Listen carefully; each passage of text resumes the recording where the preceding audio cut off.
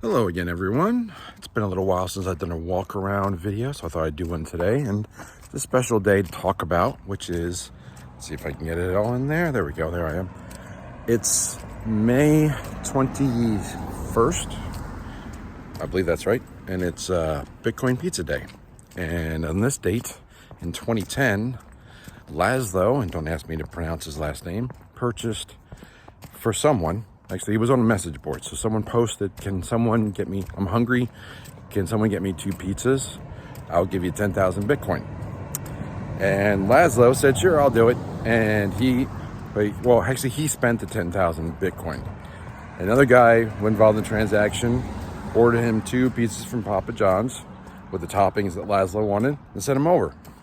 And that was the first ever transaction in history that had Bitcoin as the currency for a real world object, which happened to be 2 pizzas. That's where we get the pizza day. And I was going to eat pizza along this walk, but I figured walking and talking was hard enough as it is. So a lot of people make fun of Laszlo for like the billions of dollars in current valuation of Bitcoin that he spent on the pizza. But the bottom line is you got to start somewhere. You have to, for something to become worth anything, you have to exchange it. And the first exchange is always going to be the hardest. So I remember something almost 400 years ago to the day. And I'm not that good at history. Give me a break. But I did look it up, and I think it was Peter Minuit. I think that was the name. He was from the Dutch Indian Trading Company, of all things. I'm sure some of you heard that company before, and they had their fingers in everything back then. But nearly 400 years ago, it was 1626 in May. He purchased Manhattan from the Native Americans for the equivalent of $24, which was paid in beads, wampum, trinkets, and so on. And while that wasn't the first real estate transaction, I'm sure.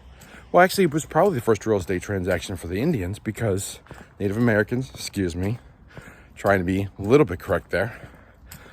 But it was the first time that they had done a real estate transaction because they didn't believe that anyone could own God's country or real estate. So both sides thought that they were duping one another.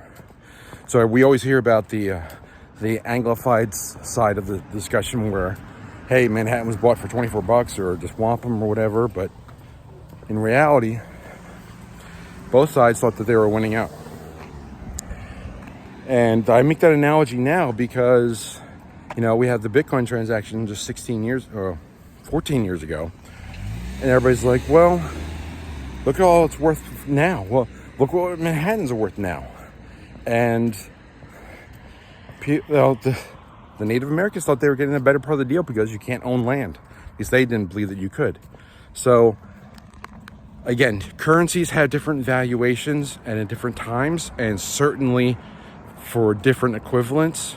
And the first transaction is always problematic. But pizza day, 10,000 Bitcoin for 2 pizzas sounds ridiculous now. Back then, that was the first ever transaction, and it wasn't easy for him to do.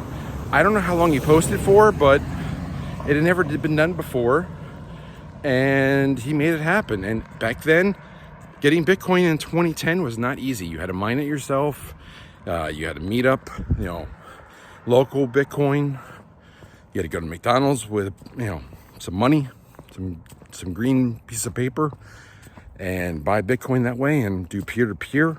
It wasn't easy to do. These transactions were not easy, but to get a valuation on Bitcoin in terms of a real world asset, even a pizza, wasn't easy to do. But it happened in 2010, and thank you to Laszlo, and thank you also to those who have used other currencies. But the first transaction is always the hardest. And now we have several, now we have thousands, and now Bitcoin is worth thousands. And now everyone looks back and says, man, I wish I had kept that Bitcoin, or I wish I had replenished it, or whatever. But hindsight is 2020. Laszlo broke new ground. Congratulations to him. I'm sure he loves this day every year. I'm sure he's got plenty of other Bitcoin too, but life moves on. So With all that said, there'll be more videos coming soon. I'm in the process of doing a lot of different things, going on. Got to repair my website too. That's always fun. If you know anyone that can help me with that, please leave in the comments. Other than that, I will catch you guys real soon. Take care.